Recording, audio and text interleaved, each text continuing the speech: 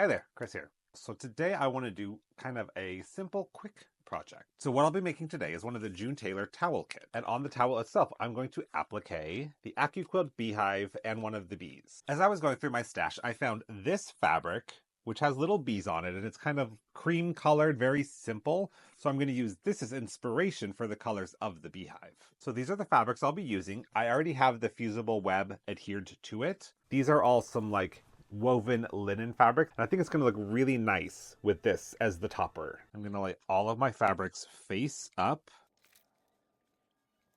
and now we'll run it through the cutter.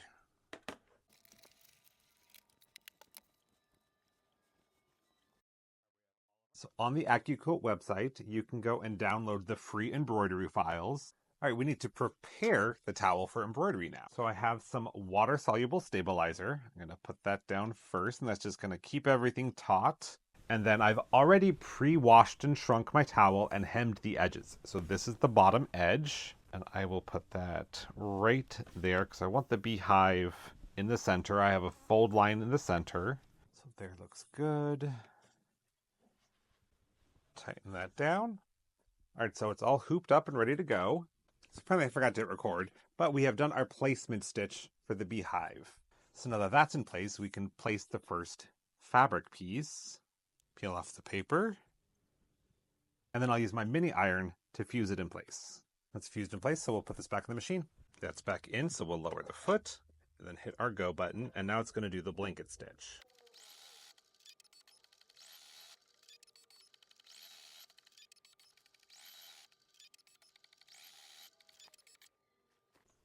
Okay, next it's going to give us our placement for the lighter pieces.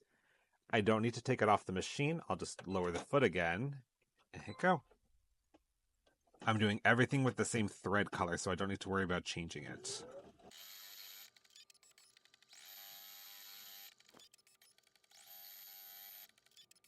All right, now with those placement lines, we will place the lighter pieces of the beehive.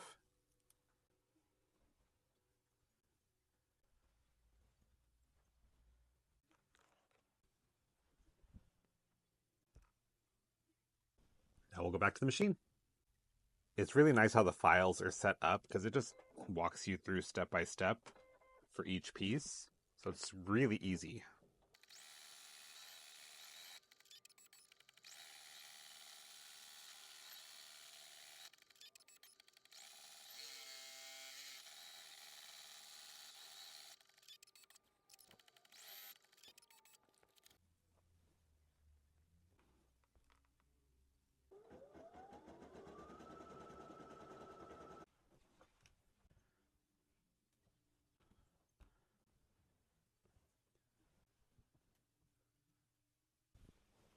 The embroidery is complete.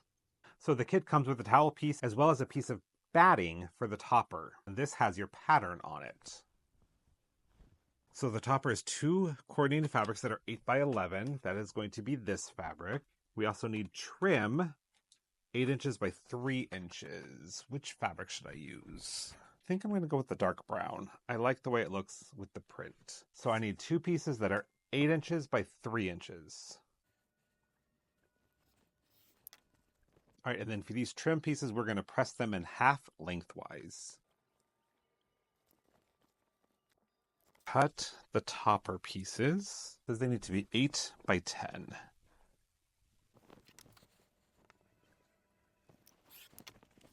Oh, 8 by 11, excuse me. And cut 11 inches. Now along the 8-inch side, we are going to sew on those trim pieces. And we're just going to line up the raw edge and sew them. And then we are going to press them back so that the raw edge is tucked in. Run to the sewing machine and do that, and I'll be right back. All right, trim is sewn on, and it wants us to press it up towards the body. I'm going to do that on one of them, but on the other one, I'm going to press that down towards the trim so that when these two go together, those seams will nest. So this one is pressed up. This one I'll press down. Now those seams will lock together nicely. We need to do a rough trim on this. This is our pattern piece and our batting. All right, it says to leave about 1/2 of an inch around the printed line.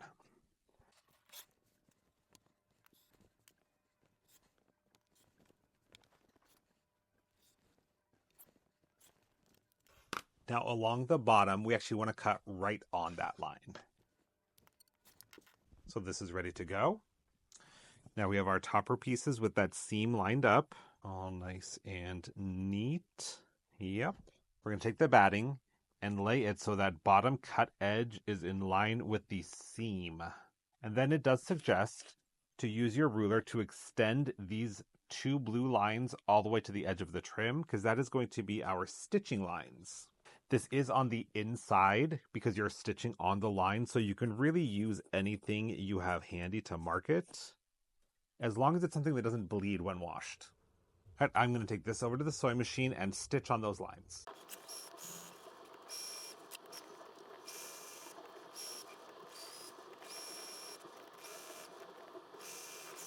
Now that it's all stitched, we need to trim around the edges. We're going to trim it about 1/4 inch, and we're going to clip our corners.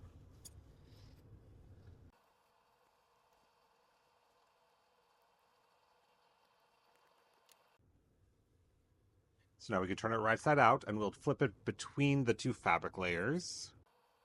And I like to just use a chopstick to help me turn things right side out.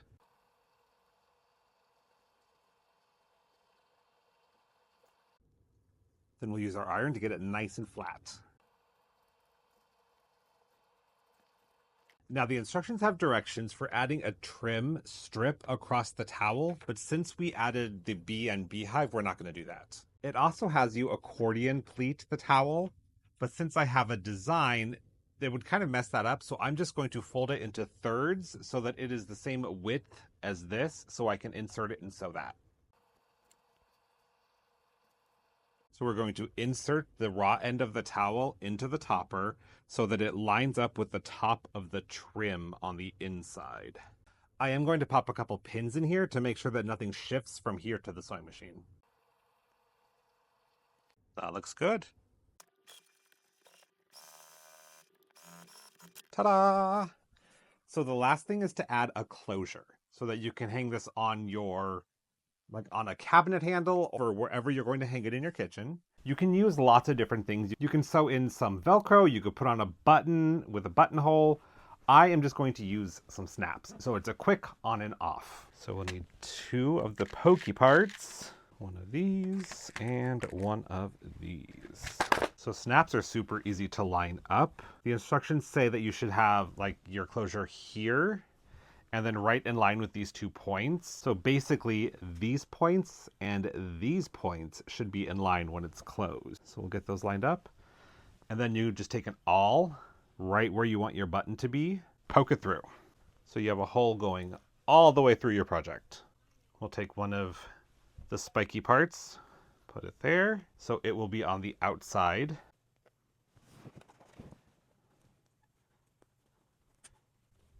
Squeeze that into place. And then for the body, we want the spiky part to come from the back side. Make sure that stays lined up. Then we'll take the other part there. This one's gonna be a little trickier because it is more inland.